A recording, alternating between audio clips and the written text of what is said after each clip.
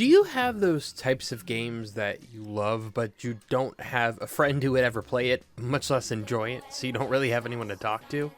That's kind of why I decided to start this little series here. What is going on, dudes? My name is 13, and welcome to a different type of video. A review! So, I guess this series is going to be called Rambling Reviews or something like that, because I'm kind of going to be talking about some games that I like that I don't really have anyone else to talk to. I don't know anyone else who's played it or would really necessarily like it alongside me, so it's like, yeah, I might as well make a video about it to talk about it. So, I'm going to be talking about 13 Sentinels today, which is a fascinating game I started playing in the middle of 2023. I initially wanted to do something like the whole thing style video on it, but like I did for the intermission of Final Fantasy VII Remake, or what I did for the Scarlet and Violet DLCs, but it's actually just way too much and way too complex to try to compress into one of those videos. So, and it's not at all linear like Strikers, so I am not able to do a series like that either. And so a little while ago I asked everybody in the community tab if I should do a review so I can use some of this footage for something, otherwise I just delete it, and the survey ended up being 100% yes, so here we are. I will keep this review spoiler free, as I've yet to actually finish the game as of writing this little sort of review sort of thing, but I just wanted to talk about it, and I really couldn't even spoil the final ending with it anyway. I guess that's about it for now, so we'll just, without further ado, let's get started.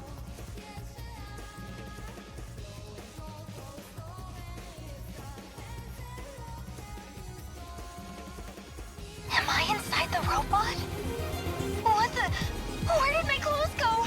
So describing gameplay, I'd say 13 Sentinels is a mix of like a visual novel and an RTS, which is an interesting combo. The RTS can kind of be argued in the sense, because when it's your character's turn to play, everything will just like freeze for a little bit. Not really freeze, it slows down time immensely, so then you get to pick what you want to do. And it kind of rotates on a cycle of the turns of your different characters and such. And the visual novel part is self-explanatory. It's basically just storytelling from the views of the different characters that encompass the entire story and how everybody met, and everybody's part of in the Sentinel story. So the game involves a lot of time travel, so there's a lot of this shit that ends up being really confusing, because you see characters that look similar or something like that, but they're in a completely different time period, and then you think about it, doesn't make any sense.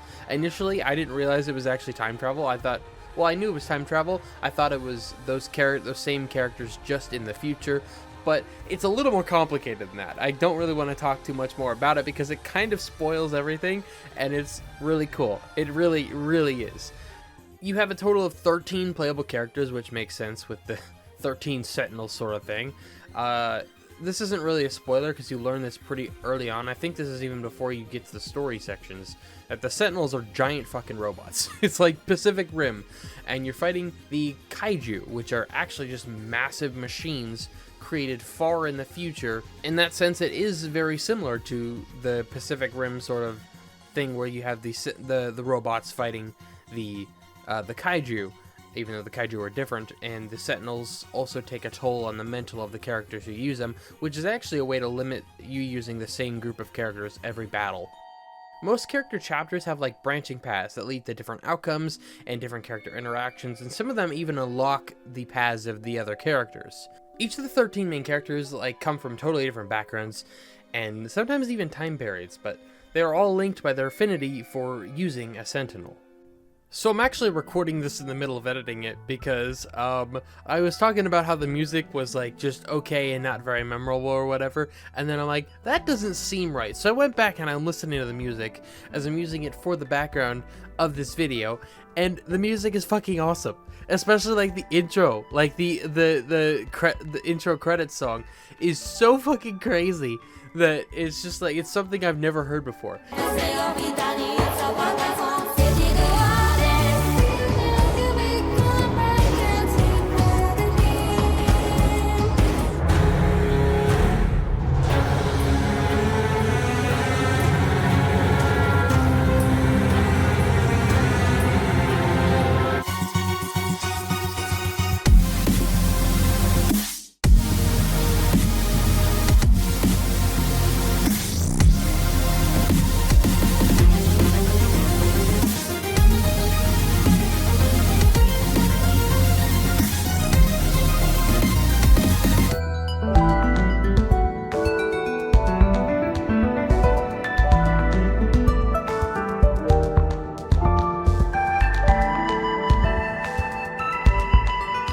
And the fact I said in my initial recording that the music was just okay, like what? I guess I completely forgot about how fucking awesome everything sounds. And I don't know, it's just about it. Like, the intro music is so good, the battle music is really nice. The music for the background of all, like, the character scenes and such is super atmospheric, and it sounds really, really good. And I do love the music of this game. I even tried to get the OST back when I recorded all of this footage, but it's not sold anywhere, which is really silly because it's so good. Anyways, yeah, we're gonna go back to the actual rest of the review, Songs of Music. The art style is one of the major draws of the game, I have to feel, because, like, everything is fucking beautiful, dude. Everything is like, it's 2D, I guess 2.5D really, with this watercolor style that's just so nice, and it's kind of like puppet warp animations with a bunch of the characters, and sometimes where the physics don't actually make any sense, but it's still very cool. Like, just how the game is so unique in its art style, and it's awesome. And it's actually the kind of art style that I hope that Game Freak might try and do for something like Pokemon Black and White remakes. Octopath Traveler is actually like a really good comparison art style wise to 13 Sentinels, because they're very similar in that sense. Very stylized, very pretty, but also 2D. I also forgot to talk about the voice acting in my initial clip, so we're going to add that here because the voice acting is great. You've got a bunch of familiar faces and familiar voices in basically the friends of Cup of Tea Productions, who, if you've played Fire Emblem Three Houses, you'll recognize a lot of the voice actors too, because you've got some hard hitters like Dimitri.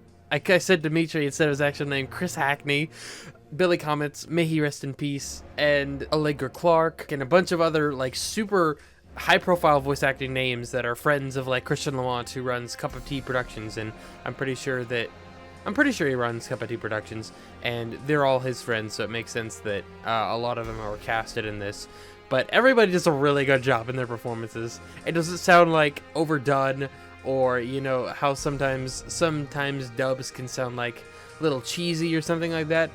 It really just sounds great. I think everybody nailed it with their characters. It's awesome. It really is awesome, because I don't know. I'm a nerd when it comes to voice actors, because I'm a wannabe voice actor myself. But I really do enjoy the voice acting amongst everything else in this game. You don't remember? You just mentioned it again last week. You know, the one about the shootout? Shootout? Something about taking refuge in a harbor. But you ended up getting shot and captured. I was the only one who managed to escape. Oh, yeah.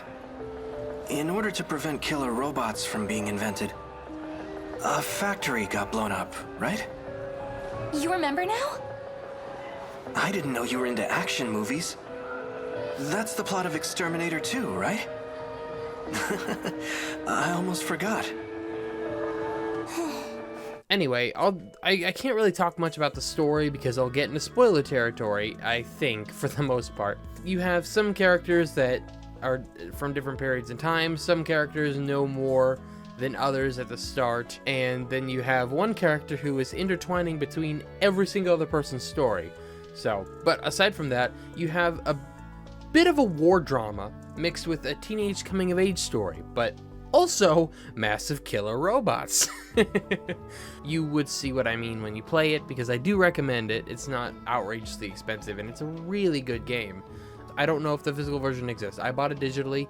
I bought a cool case that goes with it. Well, not that necessarily goes with it. It's a fan-made metal case for the game. If it does actually exist, then you can put a physical copy in it. That's not really important.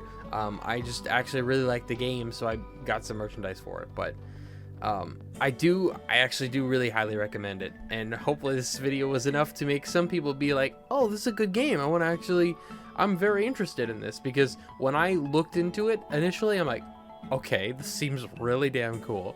So yeah, that's gonna be it. Thank you all so much for watching. Hope you enjoyed, really appreciated. Yeah, I know the next game I'm going to do a video like this on but I don't know when I'm gonna do it. So anyways, thanks for watching. Hope you enjoyed it. Appreciated. Make sure to subscribe for more, and I'll talk to you all later. Oh, baby.